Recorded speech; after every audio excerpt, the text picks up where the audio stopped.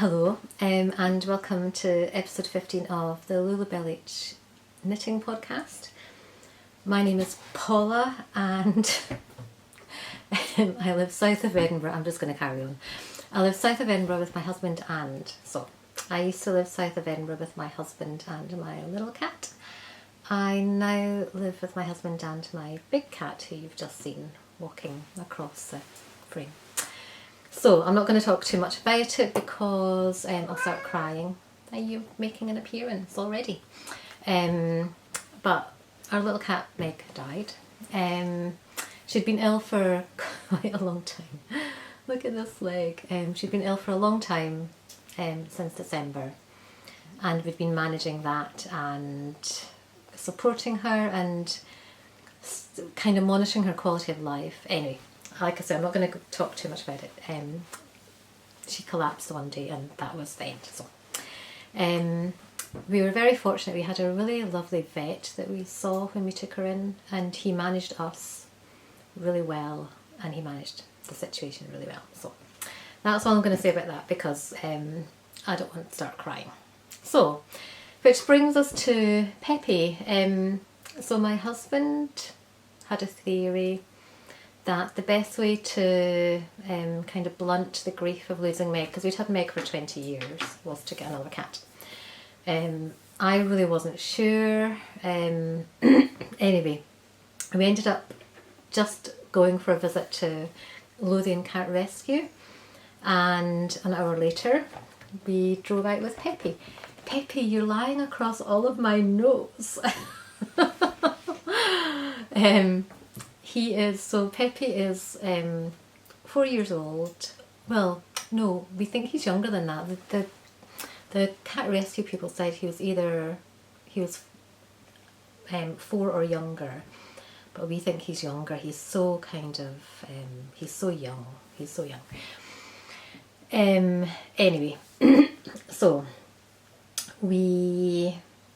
like I say, we kind of got caught up when we got there. We went in saying we were interested in adopting 1 or 2 female cats, and so they showed us around a few pens, and for some reason they showed us Peppy. He was called Badger at the time. We changed his name to Peppy. They showed us Peppy and we just both fell in love with him like instantly. And there were probably about 4 female cats that we could have adopted, but none of them, I've never chosen a cat before. When Meg came to us, Meg just moved in. She appeared on my shed roof one day when we lived in Norfolk, and she was obviously scouting the area for a better position. She lived in a really big, rich house round the corner that had lots of cats and lots of children, and that wasn't for Meg. Meg wanted to be the only cat in the house, special treatment. So she was scouting there, and it kind of, we knew it was between us and our next door neighbour Basil.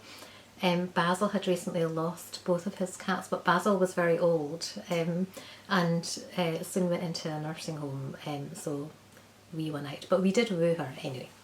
So Meg chose us, is what I'm trying to say. Whereas it felt really kind of responsible going to a cat rescue place and choosing to bring a cat home with us. And we know that so Lothian Cat Rescue had him for 2 months. He sometimes gets the hiccups. How can you have the hiccups? I've never seen a cat with hiccups before. Peppy. Oh, Peps, come on. So somehow choosing cats. So we knew he'd been with Lothian Cat Rescue for 2 months, and they'd done all the neutering and chipping and all that. And they said that he'd been a council rescue before that. So he'd come from, he'd been rescued by the council's cattery and that only happens when their owner's put in prison or I guess dies maybe. I don't know. They've got nowhere else to go. So we knew, and they said that he had been kept in a smaller run than what they had provided. So poor Peppy had been kept in a smallish space for 2 years, we think. So we brought him home. Yeah, so like I said, an hour later we were leaving. We both just fell in love with him and kind of madly adopted him there and then. Drove off with him in a little cat carrier and brought him home. And anyway, it was a tough few days because obviously a couple of days later my husband then went on tour again, so I'm left at home with this new cat, and yeah, it was just a lot happening in a short space of time. Thankfully I had booked those 2 weeks off work because I was anticipating caring for Meg. She couldn't really be left alone. My husband was going to be away for a couple of weeks on tour, so I was at home and could kind of get used to Peppy, and let him get used to us. But yeah, so I think this is about week 5, and so yesterday I let him out for the first time, and he loved it, and he kind of ran. We've got a walled garden, but obviously, cats can jump. So he ran to one of the bushes and then he just suddenly bolted to the back of the garden, and I really thought that's like he's making a run for it. I thought it could either go one of two ways when he was kind of given outside freedom. I thought he might either be really cautious because he hadn't been out maybe ever. We don't know what his previous home was like, or he could bolt. So when he ran to the back of the garden, I really thought, oh God, that's him bolting for freedom. I'll never see him again. But then he stopped, and he was a bit kind of freaked out by being outside. But then he just ran back to the window and came in, and I had his breakfast with me. I put his breakfast on the windowsill and shut the window, and then came in myself. And afterwards, my whole body was shaking because I think I'm probably overcautious, but I think it is the thought of losing 2 cats in a month, And I already love Peppy. He's such a funny character. We called him Peppy because my husband's uncle, they were a grocer's family, and they had a shop cat when he was younger. They had a shop cat called Peppy, and we just thought it was a good name for him. We were kind of throwing around. We just thought we can't keep calling him Badger, because Badger was a terrible name, wasn't it? And so we're throwing names around, and my husband had mentioned his uncle's cat Peppy on the way to the cattery, and so because it's black and white, Peppy's black and white, my husband said the word pepper, and I just said, why don't we call him Peppy? So that was it. And he's very much Peppy. He's so kind of jolly and exuberant and young, and he really, so yeah, I don't, I honestly don't know if it's the right thing to get a new cat so soon after losing Meg, but Peppy needs a good home, and that's what we are giving him, I hope. And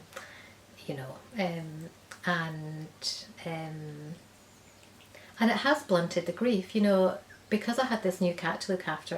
I couldn't, I don't mean wallow, but I couldn't spend time like I would have. I would have felt really lonely without Meg, because Meg was the heart of the home. So now Peppy's kind of taken that over. So, like I say, he's got lots of really fun things that he does. His new thing is he takes a run at the kitchen table. We've got like a table runner on the table.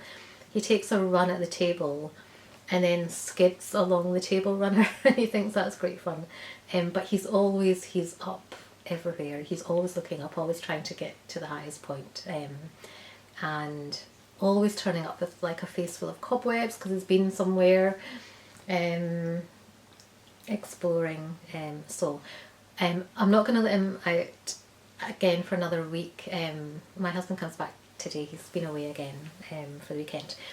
So I'm gonna wait until Friday now. I think Friday's the first day we're both at home, and we're home Friday, Saturday, Sunday. So we will let him out then, and then it really will be, we love you, we've done our best for you, we hope you love us enough to come back, but it's your life and it's your decision. So that's enough cat talk. Pepe, you're completely in the way. Come here, Papa. You Peps.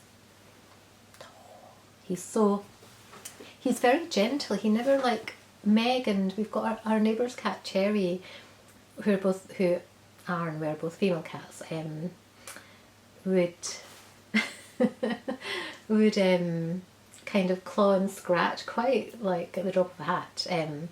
But Pepe, even when because I'm not scared of animals, I kind of play with them and put my hand in the danger zone, but as soon as he kind of grips onto my hand or arm to do that gutting thing that cats do, he kind of releases his claws and teeth. He's so gentle with me. He's lovely. Anyway, so I'll do my best to show you my knits. He loves knitting and wool, and I often have to pause my knitting to wait for him to go to sleep. So he's still in front of me at the kitchen table. Anyway, I've just remembered I forgot to get one of my first knits, so I'll stop here and go and get the main thing that I've knitted. Oh, so today I have 4 finished objects and 2 whips. So I'll pause here, maybe try to move Pepe, and I'll go and grab my... Oh, what a boy, what a boy. I'll go and grab my finished object. Right, okay. So I have everything now, I think, and I've moved the cat, and he is sitting to my left on a chair. I put my cushion on the chair, so hopefully he'll let me do what I need to do. Okay, so the first finished object I have, like I say, I've got 4 finished objects and 2 whips. I also wanted to say, when I watched back my previous podcast, I noticed that I kept saying kind of a lot. I didn't even realise I ever said those words. I was quite surprised that I said them so often as well. Anyway, I think I was probably tired at the time from watching Meg, and it was a bit of a stress, kind of watching her decline and trying to give her a good end of life. Anyway, so I'm going to try not to say that today. It's kind of odd when, you see, I just did it. Right, I'm going to stop. Okay, first finished object is the Ida Tea by Petite Knit. So this is, it's so lovely. I really... Okay, so I have kind of put it away, but there's a few threads that I still need to weave in. It's completely finished, and I actually did start weaving in the threads, and then I just felt like knitting, so I started working on knitting instead of finishing properly. But I will. So anyway, this is the Ida Tea. You can see I've knitted it before, and I really love this colour combination, and I'm so glad I went with the green and the purple. So the green is Drops Bell, and I used 7 balls, and the purple is King Cole Linendale, and I used 1 ball. So the only difference I did this time was I did the sleeves a bit longer, because I just felt like, so the previous sleeve stopped after the purple stripe, but this sleeves I did 1 more repeat of the yarn overs and purl rows, just to make it a bit longer. The other one's okay, and I don't know why I felt like I needed the sleeves to be longer. And I did look at photos that the other knitters had done on Ravelry, and some had done an extra repeat. So yeah, this felt like I don't know why I think summer t-shirts should be quick to knit. This felt like it kind of, but it's always when I get to the body. So when doing the raglan, I always feel it takes no time at all. And somehow going around and round in the body feels like it should be really quick, but it's actually quite a chunk of knitting. So yeah, just took ages. And then of course the bit that I always hate, which is picking up the neck. Though this time, I don't know why. Well, I do know why, because I learned from the first version I knitted, the blue and cherry red version I knitted. So when I was trying to pick up like one stitch along this kind of curve, I was never entirely sure. I was trying to follow the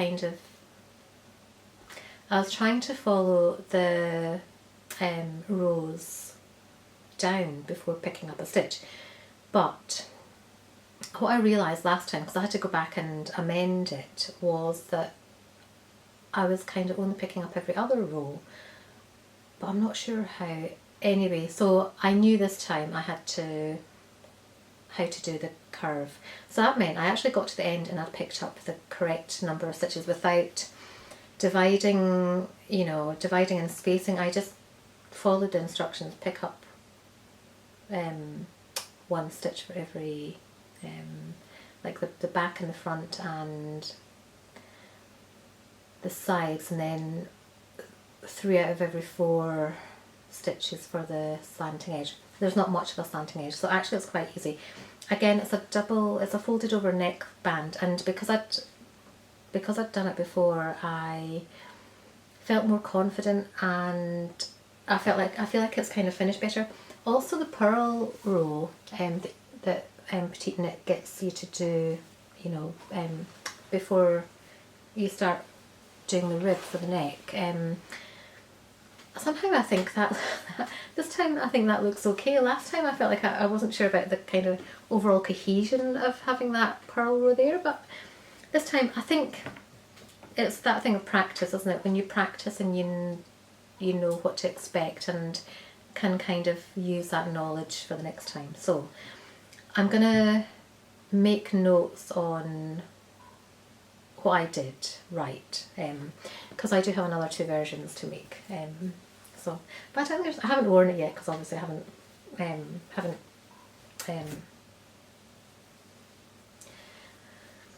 wound in the tails. So, but yeah, I really like it. I think it's such a lovely colour, and it would actually go with I've got another one today actually. I showed the other skirt before. This is I'm not going to show it too much. This is my other skirt. Last time I mentioned that my husband had brought me back fabric from Japan, and I'd made an A-line skirt with 2 bits of fabric. The other one had trees on it, and this has got kind of daisies. So yeah, I think it goes with quite a lot. I know we're at the end of summer now, but we've got a heat wave this week.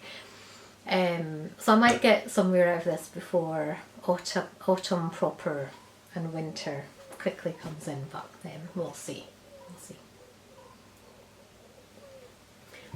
Pepe has gone into the living room, which is the best place for him at the moment. I'm just actually going to do a quick, when Meg was ill, we got cameras for the living room and, I can't see him, for the living room and the kitchen, just so we could make sure she was okay when we had to be away from home or we were in bed. So anyway, the cameras are still there, so we can watch Pepe. Yeah. So that's the first finished object. The second finished object is this.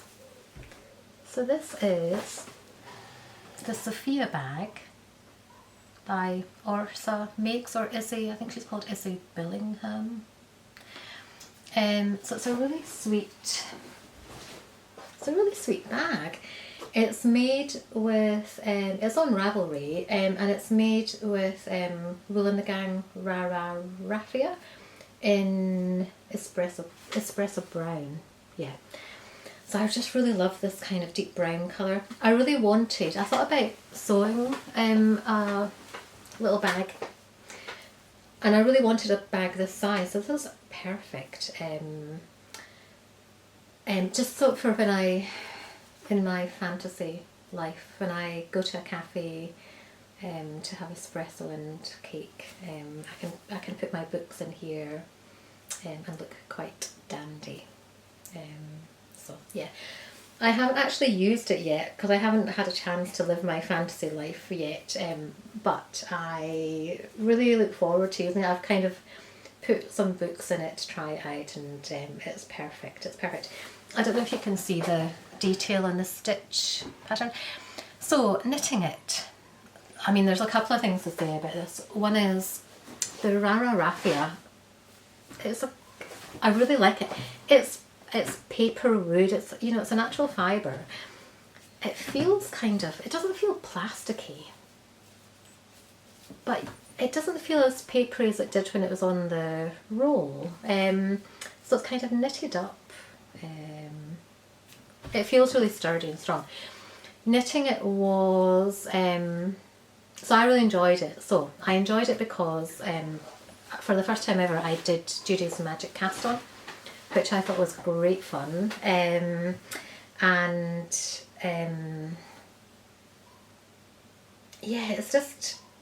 it feels like I really like making functional things for myself. So not just clothes, but I like when I can make myself a little bag or a coaster or a bookmark. I like having reminders kind of slotted everywhere in my life about like making things. So I really enjoyed the fact that I was making something really functional for myself, and I really like this. It's a really simple but effective kind of stitch that you do in it. I can't even remember it off the top of my head, but at some point you've got to drop to get this kind of stitch effect. You're kind of dropping stitches off, and so I think it's every 4 or 5 rows or something, and that is quite, so my finger got a kind of callus on it because I had to really poke the end of the knitting needle to get the kind of grip to drop the stitch off, and because it's so repetitive, because there's a lot of dropping off stitches. But I'm lucky, I know that some people have like wrist or hand or problems, it's sore when they knit. I don't have any of that at all, so I was able to knit it without any pain, or it was kind of expected that if you're constantly poking a needle in your finger, it's gonna get a bit sore. So I really loved it. And then doing the handle, yeah, actually that was the part of the pattern that I wasn't entirely sure. I'd have to look at it again. I didn't look at it before I started recording, but I couldn't quite get the math to work out for the placing of the handles, so I just decided to kind of do roughly what I thought. It was something about how many you pick up and how far in from the edge to make it. It's also got, so this is like a kind of, this is a I-cord handle. It looks, if you can see, it looks, not sure it's focusing. So it looks knitted, it just looks like stocking stitch on one side, but on the other, don't know if you will be able to see that, on the other it is, because I-cord, you just get the yarn on the back, and when I kind of read the pattern before I started knitting, and I couldn't figure out if I was meant to pull the I-cord so that it made it a round handle, but all of the photos made the handles look like mine is now, so I figured I shouldn't pull the I-cord wrap hard to make it round. I actually thought if I'd had time or inclination, I'd probably have tried both to see what I thought I should do or what I preferred. But as I've said before, I'm not a patient person, so I just cracked on. And like I say, I really do love this bag. I'm really thought about lining it, but that's never going to happen. So yeah, that's my Sophia bag. And I mean, on Ravelry, I think there's only about 7 projects. I just think this is such a lovely bag. I have thought about making another bag because I actually enjoyed the knitting process of this bag a lot.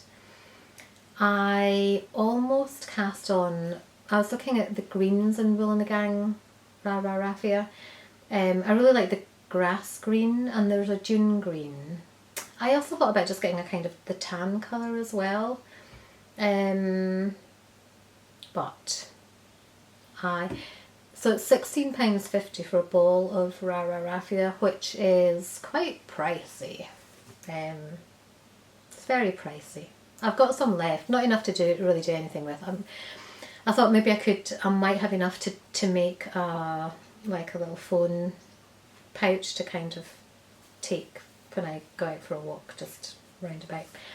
If I didn't have a pocket on me, but I don't know how it would even stretch to that. But so yeah, so I really like this bag. It's fun and funky, and I would really recommend checking it out. Like I say, she's called Orsa Makes, or Izzy Billingham, I think. She has a podcast which I watch, which is how I found the pattern. So yeah, I mean, obviously more people may have bought the pattern and just haven't put it on Ravelry. I haven't, so but I hope more people are making it because it's really good. Right, so that's my second finished object. In my line of sight is the bird feeder, and we keep getting raiding parties from jackdaws, who all come in a big gang, and they're very cheeky and very cute. But they all kind of, it's like, they all, because it's such a big raiding party, they take everything, they strip the whole thing, so I don't mind a bit of a raid. So my next finished object is the Penny Mittens by Petite Knit. So this was just one of those, you know, when you just need to knit a quick knit to kind of satisfy that finishing something urge. So this was that. They're not easy to show. I'll put them on because they're not easy to show flat.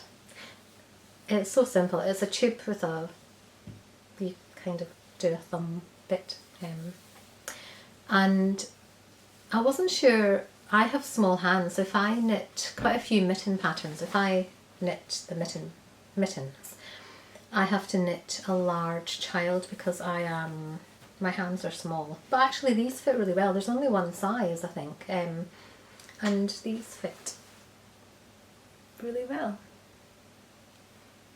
Did I say it's knitted in Drops Fable Ruby Red, which is a sock yarn, but I think sock yarns are quite good for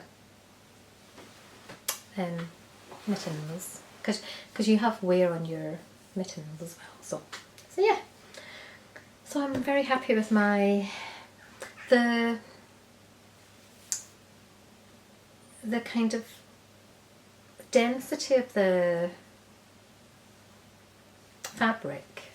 It's quite open. It's not very dense. I did wonder if I should maybe hold it with a mohair if I knitted them again. I might try. I've got some Drops Fable in kind of, I think it's in marzipan or putty, something like that. And I have off-white mohair, so I might make another pair. They were a really fun little knit because like I say, I was in the middle of I think 2 big projects and I just needed a break from knitting big. So yes, that's the penny mittens. And was there one size? I think there was one size. Can't remember. Anyway, there they are. They're treasurely. I really love this ruby red. I really love this ruby red. It's a kind of autumnal colour, I think, as well. Yeah. I just knit using, I do occasionally knit magic loop, but I prefer DPNs. And to avoid getting a ladder, so I have a stitch marker. I have 3 DPNs and then 1, 2. So I have 4 DPNs in total.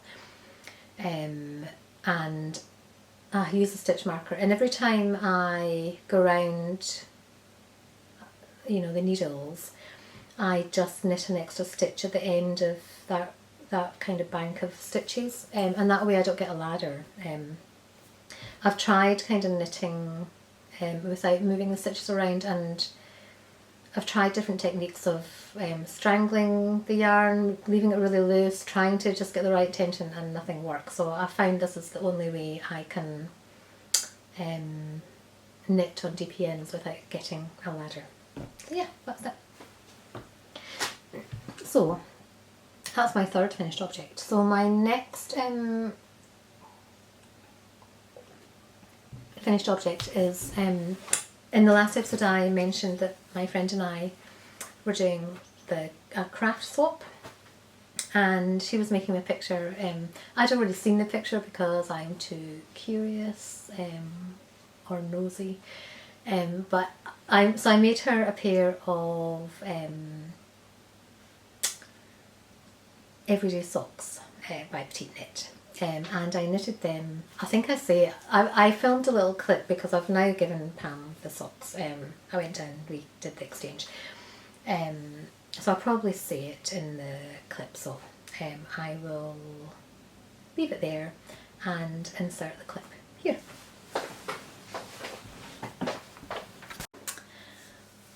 Okay, so this is just a segment to show you the gift knit that I made for my friend Pam. So Pam and I agreed a few weeks ago actually she offered to make me a picture, which was really kind of her, and I offered to make her something back, and she said I didn't have to, but I kind of thought it'd be fun to make her a present as well. So I finished my present for Pam, and I'm just going to show it to you today. So I wasn't sure what to make for Pam when I was first thinking about making those. I had all kinds of ideas, like one of the summer tees that I've been knitting, like the peacock tee or something like that. I even thought about making her like an anchor jumper, but then you get into sizing, and I wasn't sure what size to make it for her. Anyway, I then decided to make her a pair of socks, and I bought some green and white sock wool, and I was going to do the everyday socks in kind of green and white stripes, and I don't know why, but it took me a while for what I was going to make her to kind of sit and stay. I said in the last episode I actually started knitting her a pair of Norwegian mittens and kind of abandoned them. So anyway, I finally decided to make her the everyday socks and to copy a pair of socks I had already made for myself. So I abandoned the green and white idea, and I decided to make her, so these are the socks that I've made Pam. I'll show you one. As you can see, do you know, I absolutely love this colour combination. So the main colour is West Yorkshire Spinners in the colourway Autumn Leaves, and I really love autumn, and I just love this colour combination. And yeah, I love the yellow, I love the red, I love the brown and the kind of orange and the green. And the contrast colour is Drops Fable in Ruby Red, and again I also really like this Ruby Red colour. So these match completely my own pair, and I did think about doing the contrast just well, they almost do. The heels don't match because I did actually start knitting the heels in the contrast colour, and I had got to the second part of the German short row shaping, so I turned the heel, and it was penultimate row on the German short rows, and I had dropped a couple of stitches. And when you drop stitches on a turn in German short rows, it's impossible. I tried picking them up, but you know, because they're twisted and they're put over, I must have not caught the full stitch when I was knitting back over them, and that's how they dropped. So anyway, what I did was I decided to abandon the contrast colour for Pam's socks and just carry on knitting the socks with the main colour, the autumn leaves. So there's a slight difference between my socks and Pam's socks. I just washed my socks, and they're I've worn these a lot and they've worn up really well. Wet Yorkshire Spinners sock yarn wears really well. It kind of washes really well, and it never really pills. My other pairs have pills, but this time they're a little bit, tiny bit pilly and a little bit fluffy. And a little bit, I kind of thought on the heel they're a little bit, I washed them at the right temperature, but they're almost kind of felted. I mean, they're not entirely, they're not, but maybe they've just got to that stage where, because I have worn them a lot, they've been in rotation for months, so maybe they have just got to, but anyway, I still love them. But it is kind of interesting seeing the difference between a new pair and a pair that's been well worn. But anyway, I hope Pam really likes them, and yeah. So the only difference I did to the cast on, so in the pattern it just says cast on so many stitches, and I think you're meant to do like a long tail cast on, because I think a long tail cast on gives you a bit of stretch. So when I put mine on, there's a limit to, I mean, I'm lucky I've got narrow feet. My heel is really narrow, so I can get these on easily enough. I just have to not make sure I'm kind of gentle when I'm putting them over my heel so that I don't break the stitches. But there's a kind of limit to how far they stretch. So for Pam's socks, because I've been doing a lot of tubular cast-ons recently, I thought I'd do a tubular cast-on. And it might not, I kind of wonder why sock patterns don't generally have tubular cast-ons. And it might be that if you do a long tail cast-on, you don't need to do a tubular cast-on. Anyway, I decided to do a tubular cast-on because I was really enjoying doing them. So I've done a tubular cast-on, and there's definitely more stretch to. It has a different feel. It hasn't got that. It doesn't get to that point where it feels like it's going to break if you keep going. So I hope that makes it more comfortable for Pam putting them on. And yeah, I think that's all I had to say about the socks. So I thought I'd also show you what Pam made me, which is this really sweet picture. So she does, I think I mentioned in my last podcast, she does glass art. So this is Meg. So quite often my Instagram photos, if anybody follows me on Instagram, it was Meg at the kitchen window with the washing in the background, and yeah. So this is what I think of when I look at this picture. I think of Meg.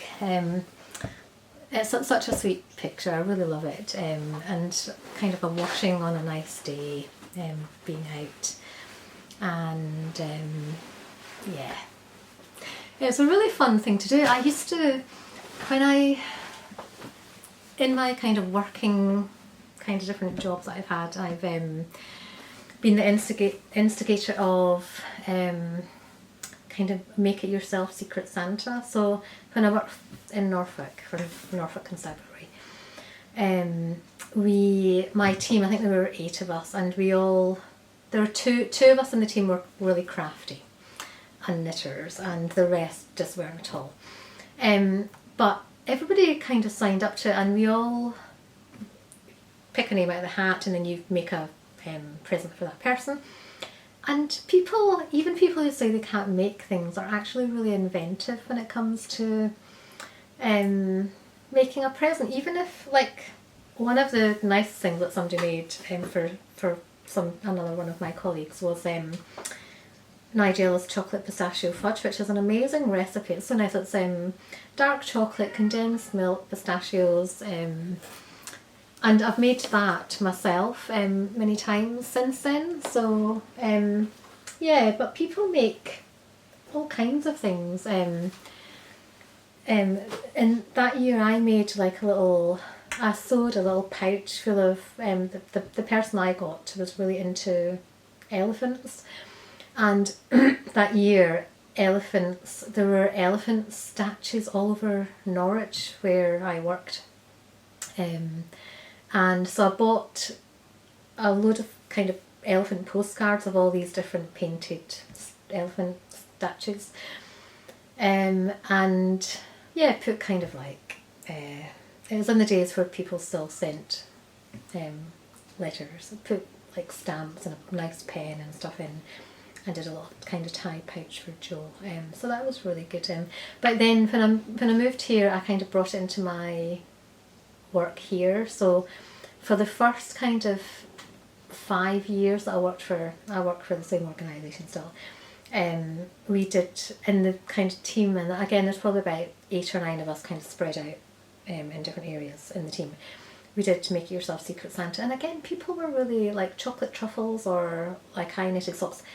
I really lucked out one year because the person who got me as their recipient was also a knitter.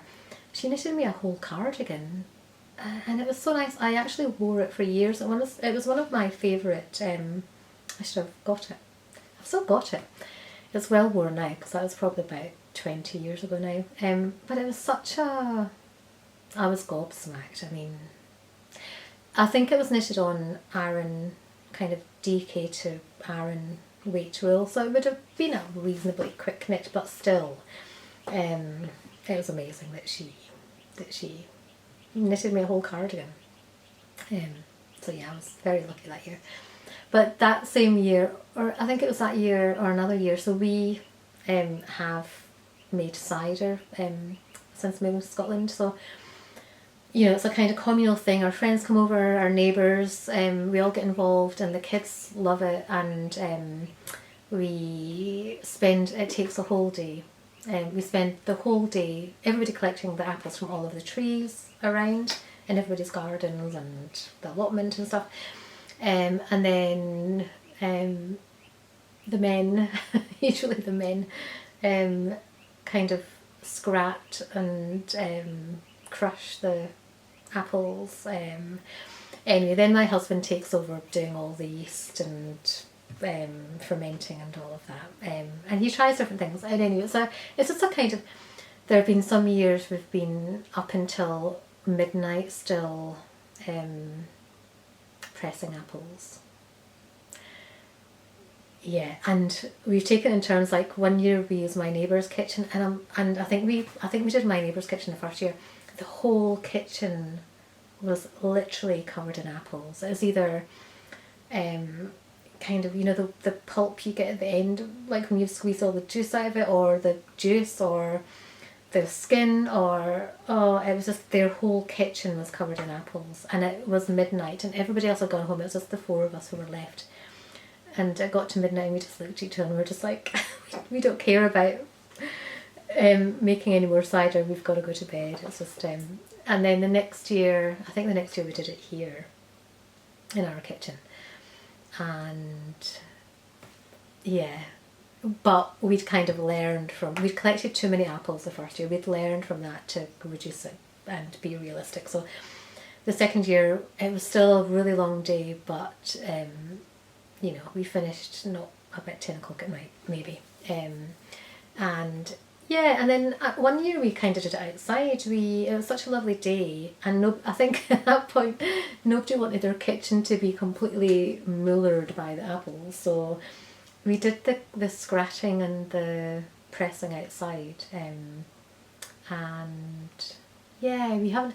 It was a lot of work. 'Cause you've got to, first of all, you've got to collect the apples. I mean, we would go around collecting the windfalls, and then when it came to cider making day, we would all go out with bags and shake the trees and collect the apples, and yeah, that's how we got most of the apples.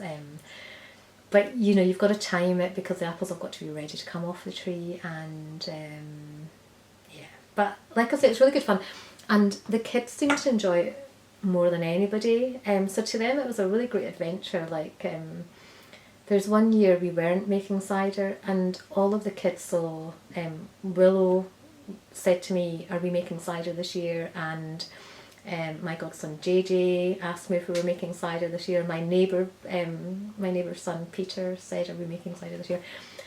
And at that point, none of them were of an age where they were like legally allowed to drink or were drinking, and but that was really nice because they obviously just enjoyed the kind of communal.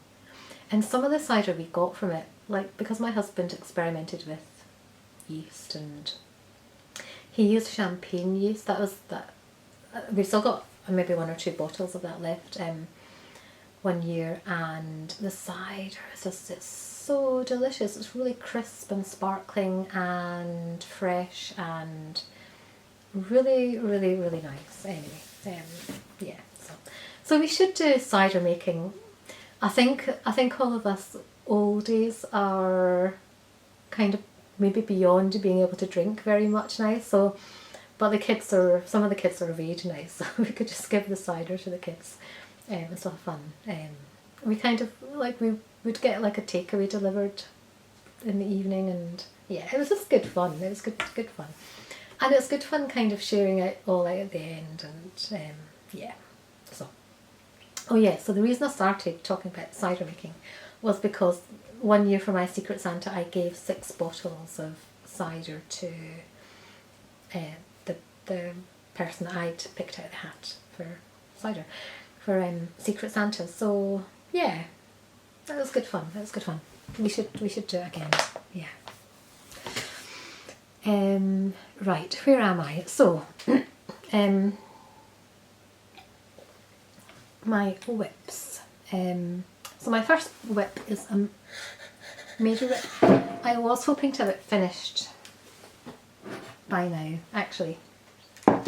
But, so it's the Key Sweater by Petite Knit. Last podcast I'd only knitted the collar. So now, again, it's on a really short cord, so I can't really show the full kind of scope of the thing. But this is how much I've done now. Oh my god, it's so beautiful. So I haven't even managed to, for some reason knitting the rib is taking a long time. So I'm almost at the point where I can do the bind off. But look how fluffy this is. It's so gorgeous. I just love it. I spent a lot of time kind of worrying about how the keys looked on the raglan. But actually, because so it's knitted in Drops Charisma held with Drops Kidstock. I think is it dark brown or chocolate brown and off-white. And yeah, so I was really worried when I was doing the keys on the raglan that they weren't looking very crisp. Because every photo on Ravelry or Instagram that I looked at, the keys looked defined and crisp, and when I was knitting them I wasn't getting that at all. But now that I've got beyond that, they look completely fine. I even went looking for forums or googled like advice on how people had found knitting the keys on the raglan, and there was nothing there, and I was just like, what is wrong with me? Why are my keys not looking good? But actually now they look fine, so I don't know. they look great now. So anyway, like I say, I was hoping to have the whole thing finished. I can't wait to wear it. I knitted the extra small because I didn't want so much positive ease. I'm not really into kind of huge oversized jumpers. I probably prefer fitted, or I don't mind a bit of positive ease, obviously. So I've knitted the extra small, and I ordered 8 balls of the brown Charisma, 3 balls of the white Charisma, and then 2 balls each of the Kid Silk, brown and white, and that's all I've got left of the second ball of the Kid Silk. So I've already ordered, so I couldn't get the same dye lot for the brown, but it's just the Kid Silk, so it should be fine. But when I was ordering, I also ordered an extra ball of, because I'm about to knit the same jumper in green and pink, which I can't wait to have a green and pink key sweater. So I've also ordered, in the same dye lot, I've ordered an extra ball of the Kid Silk green. So that should be coming in a few days. I'm pretty sure I've got enough of the brown and everything else, the white and the white Kid Silk. So, but yeah, I can't wait to have this finished. It's going to be so, I think I'm probably going to live in it. It's just so cool. It's so cool and it's so fluffy. It feels really wintry and it's just so nice. I'm still kind of curious to know what I'm going to think when I get to the bottom of the sleeves, because the sleeves are designed to be kind of over, like, floppy. So I think I might, when I get to before I do the rib even, I might do maybe a bit of a balloon sleeve. Don't know. I'll see how kind of much bigger than my wrist it's looking, and then when I get there, and then make a decision. But you don't do any shaping on the sleeve at all. Here's Peppy back. So yeah, so that's my key sweater. Peppy loves my key sweater. He's always trying to eat the wool and lie on it and etc, etc. Aren't you, Peppy? Eh? You big bad Peppy. Aren't you? You big bad Peppy. Right, so I only have one more. Don't knock the camera over. He knocks everything over. Hey Peppy, hey Peppy.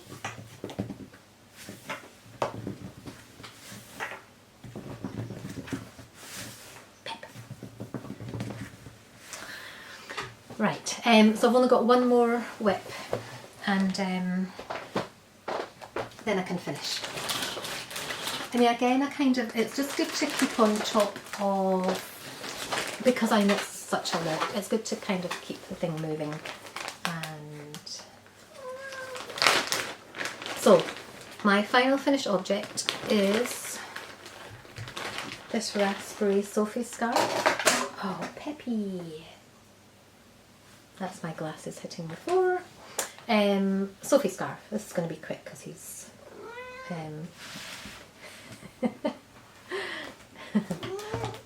what a boy, what a boy. So yeah, the Sophie scarf. And it's knitted in, if I can see past Peppy's big belly, Silkcraft, Softy and Raspberry. Peppy.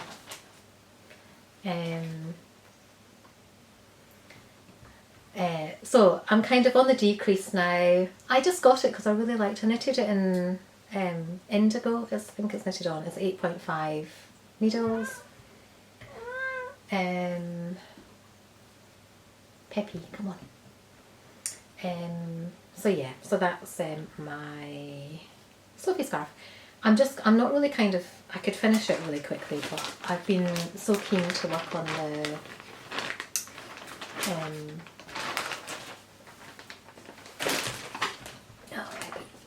on the key sweater.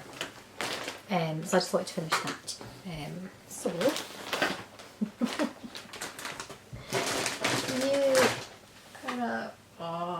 he's got a kind of reddish tinge to the blackness, so, and he's got little white flashes of fur on his underarms and his private parts. So when he's lying kind of sprawled out at night time, he's very, very cute, aren't you, Pippi? Look, shall we show everybody to you properly? Look at how cute Pippi is. Look at how cute Pippi is. Right, okay, so I'm going to try to finish quickly. I don't have any B-girl segment this episode. I'm doing the Summerlee Cuff Club this year. I signed up for it. I kind of really enjoyed watching everybody's. So last year for Volume 1, she called it the Summerlee Colourwork Cuff Club. This year she's just calling it the this year she's calling it the Summerlee Cuff Club Volume 2. There's going to be some cables and texture in this year's makes. So it's where she gives you like a base template pattern.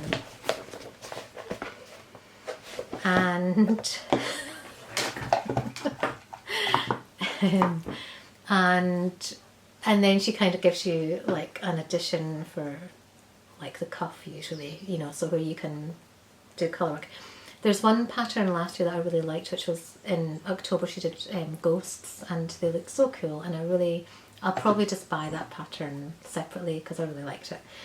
But it's only, so I signed up early, so I think I got it for about £10 or £11. I think now it's about £13, which is really, I think really generous.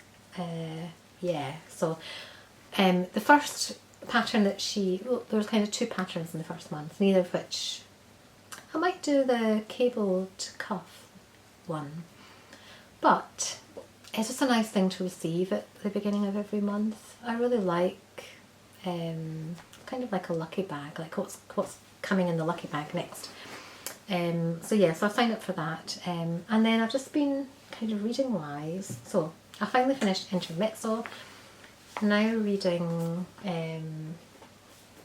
Before the Coffee Gets Cold, which is a Japanese translated book. And I'm only on the second, so I really like the concept of, you know, you can go back in time to one particular moment to have a conversation with somebody. I'm only on the second person who's travelled back in time. There are obviously conditions to time travel, as in any Star Trek fan will tell you. You can't mess with the timeline. So nothing can change, but the people get a chance to ask further questions. So yeah, like I said, I'm enjoying the concept. I'm really enjoying reading again. Yeah, so that's that. And so a book that I've been really enjoying, so I saw this, and I don't remember her name. Is she Allwill Fibre? She does a podcast, and I think she's a nurse living in Canada. I'll check it and put it on the screen. That's probably all wrong. But she got this little Japanese colour book. So it's in Japanese. So I ordered it from Amazon. And it's just colour combinations.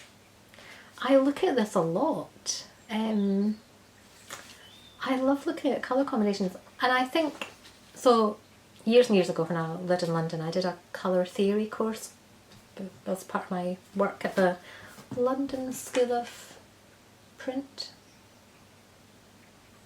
Journalism. Can't remember. Yeah, something like that. So I did colour theory because I worked with colour many, many, many years ago. First job. And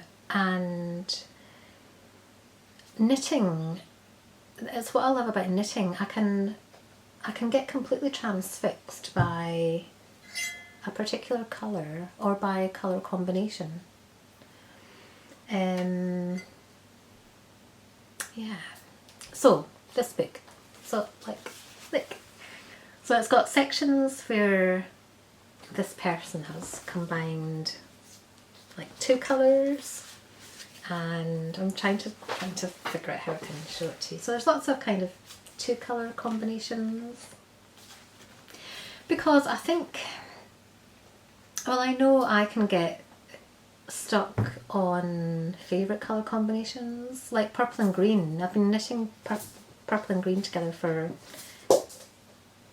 years, and I still love it, and that's fine, but it's good to kind of explore other combinations. So then there's a section on 3 colour combination suggestions, and some of them I wouldn't. So I'm thinking about knitting the Norma sweater by, is it My Favourite Things Knitwear? Pepe's got his little toy that he's playing with. So I'm kind of looking through this, thinking about maybe stepping outside my comfort zone and knitting 3 colour combinations. It also has 4 colour combinations, but it's just, I often pick it up and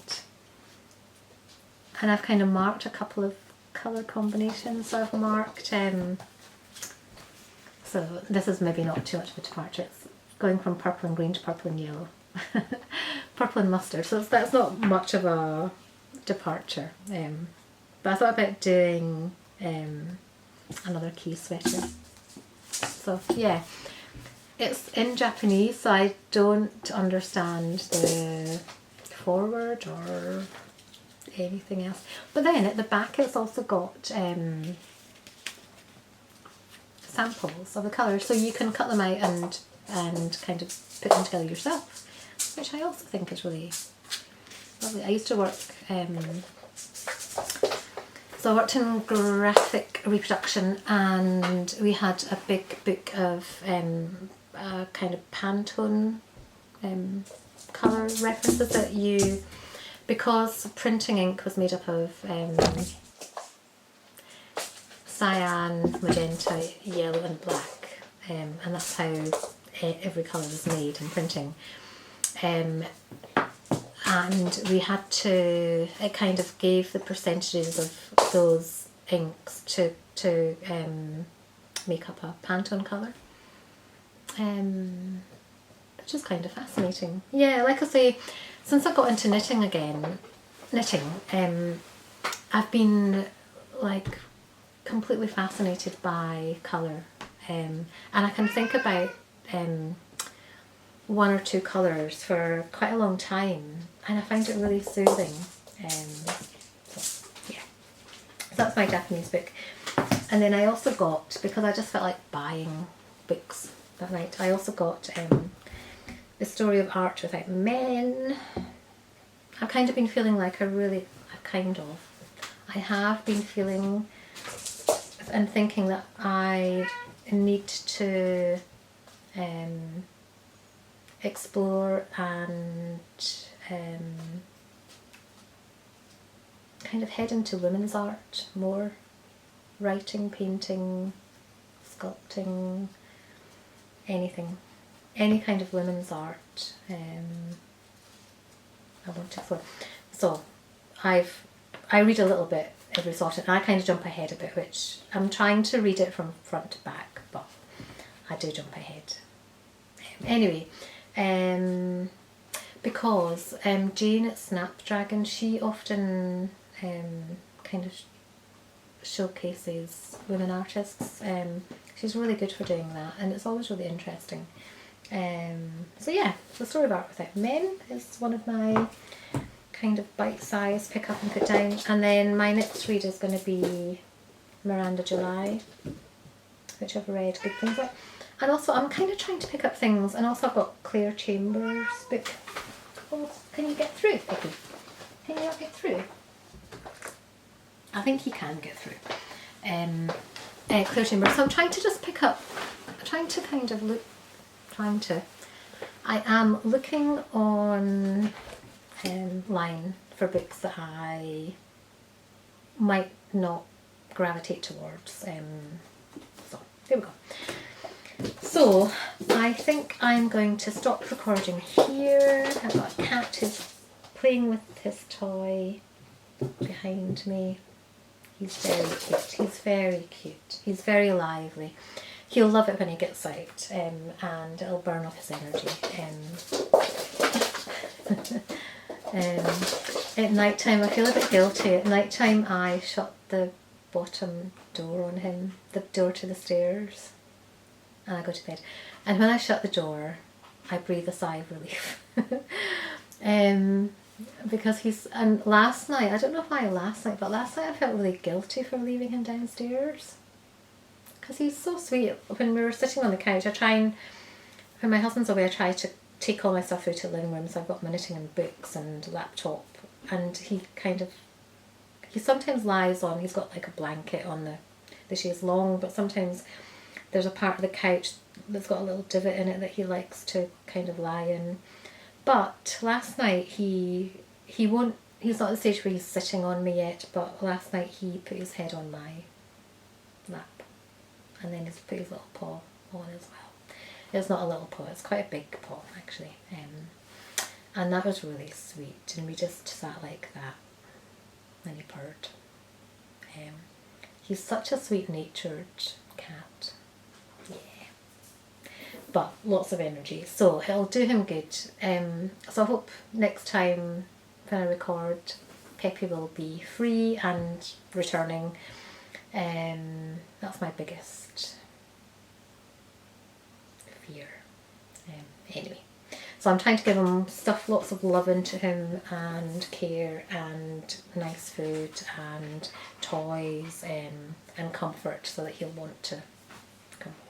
Okay, so yeah, next time I'm hoping I will have my green and pink key sweater.